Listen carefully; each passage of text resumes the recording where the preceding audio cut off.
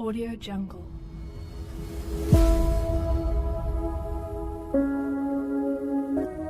Audio Jungle.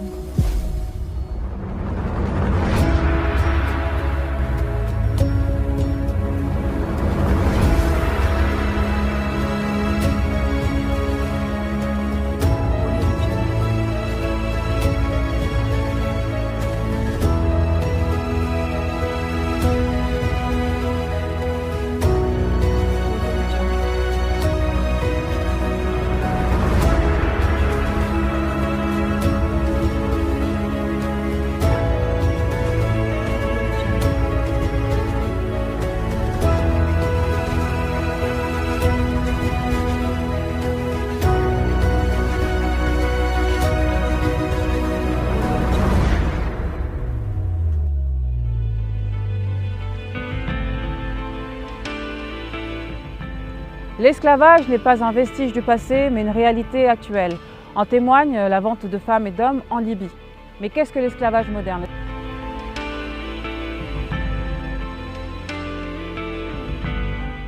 Cela touche près de 25 millions de personnes dans le monde entier, et notamment en France. L'esclavage moderne, qu'en est-il en 2022? Et comment peut-on lutter contre ce fléau?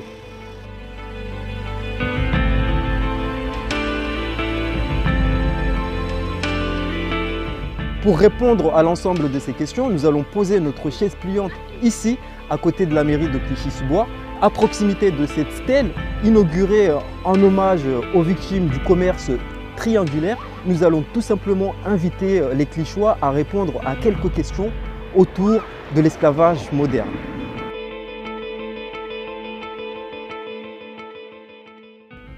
D'une certaine manière, même si c'est différent, on sait que l'esclavage peut encore être présent quelque part dans le monde et l'esclavage moderne existe aussi.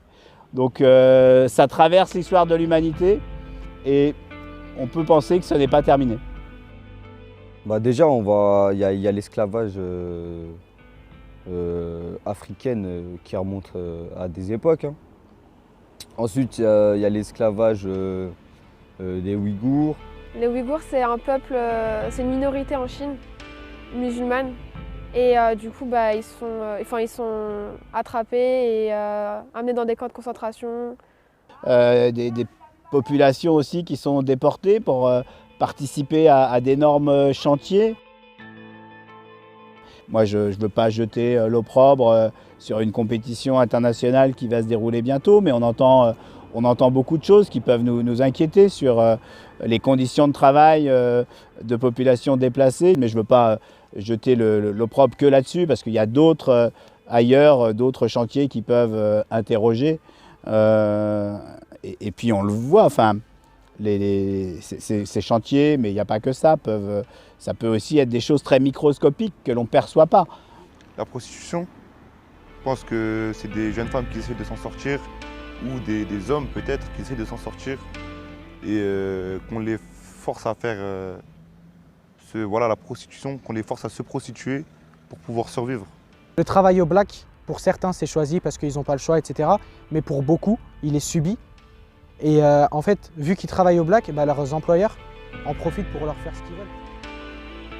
On s'est rendu compte que, par exemple, la Mauritanie avait mis fin, entre guillemets, à l'esclavage dans les années 80.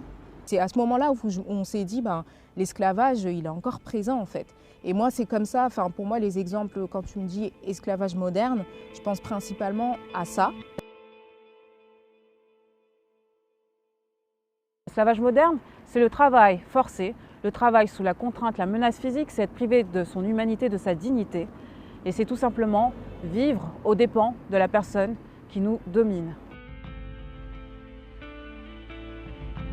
Ainsi, comme vous venez de l'entendre à travers ces témoignages, l'esclavage moderne s'articule autour de 3 types de trafic. Le premier trafic, c'est le trafic d'êtres humains, le trafic de migrants. C'était par exemple le cas en 2017 en Libye. Le deuxième type de trafic, c'est tout ce qui est en lien avec le trafic d'êtres humains à des fins sexuelles. Et là, on peut regrouper tout ce qui est en lien avec la prostitution, mais également le mariage forcé, le travail domestique. On sait aujourd'hui qu'il y a des femmes qui sont déportées et qui sont dans des pays dans lesquels ils sont tabassés, ils sont maltraités par entre guillemets, leurs maîtres, leurs esclavagistes. Et le troisième type d'esclavage moderne, c'est tout ce qui est en lien et en rapport avec le travail forcé. Et là, on sait que c'est un phénomène qui est répandu un peu partout dans le monde, mais qui se localise principalement dans les pays de l'Asie du Pacifique. Donc parmi ces pays, on retrouve des pays comme l'Inde, la Chine, le Pakistan, le Bangladesh ou encore l'Ouzbékistan. Mais qu'en est-il justement du travail forcé, de l'esclavage moderne, ici en France et en Europe? L'Organisation internationale du travail estime qu'il y a 600 000 travailleurs forcés en Europe, dont 130 000 en France. Mais le travail forcé, l'esclavage moderne, n'a été reconnu dans le Code pénal qu'avec la loi du 5 août 2013. Alors si des nouveaux moyens ont été mis à disposition pour mettre fin au travail forcé, les moyens restent malheureusement assez limités.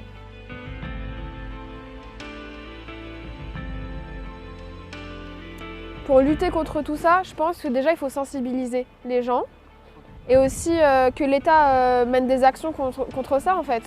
Pour moi, en fait, il faudrait une action au niveau de tous les acteurs, en fait, parce que on est tous concernés. Donc pour moi, c'est une action au niveau de l'État, de l'éducation, des personnes, vraiment de se questionner, se rendre compte que il faut aussi en fait ne pas se contenter de ce que l'on voit, de ce que l'on nous montre, vraiment se questionner. Déjà, j'arrêterai CNews et BFM TV. Hein. C'est des médias qui en parlent même pas là-dessus. Partout dans le monde, c'est comment les gens ils connaissent telle information ou telle information, comment ça se passe dans tel pays ou ce qu'il y a, c'est les médias. Si sans les médias, on ne peut pas savoir ce qui se passe. Donc moi, j'alimenterai plus les médias. D'aborder plus de sujets là-dessus que de parler de sujets futiles. Hein.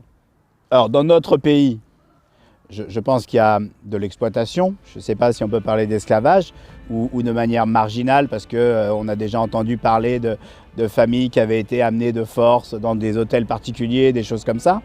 Mais évidemment, les conditions de travail doivent être extrêmement surveillées dans un cadre légal du droit du travail. Et d'un point de vue international, c'est une responsabilité des organisations internationales de prendre en compte ces populations, être vigilant. Donc pour conclure, on peut tout simplement noter que l'esclavage moderne est une problématique multidimensionnelle et qui concerne tout le monde et tous les pays du monde. Et que pour s'en débarrasser, il faudrait aussi bien sensibiliser les entreprises, les États, les ONG pour qu'ils fassent respecter les droits de l'homme et notamment le droit du travail et notamment pour tout ce qui est en lien et en rapport avec le travail des enfants. C'est de voir au niveau international, au niveau de l'ONU, au niveau des ONG, qu'est-ce qu'on peut mettre en place pour lutter contre cela, parce qu'on sait aujourd'hui qu'avec la mondialisation, avec les grands travaux, et notamment dans le cadre des Jeux Olympiques, notamment dans le cadre de la Coupe du Monde, on a des grands chantiers dans lesquels on emploie des gens qui sont sans papier, donc des gens qui sont vulnérables. Mais je pense que le plus important, l'essentiel pour lutter contre l'esclavage moderne, c'est qu'on soit tous concernés.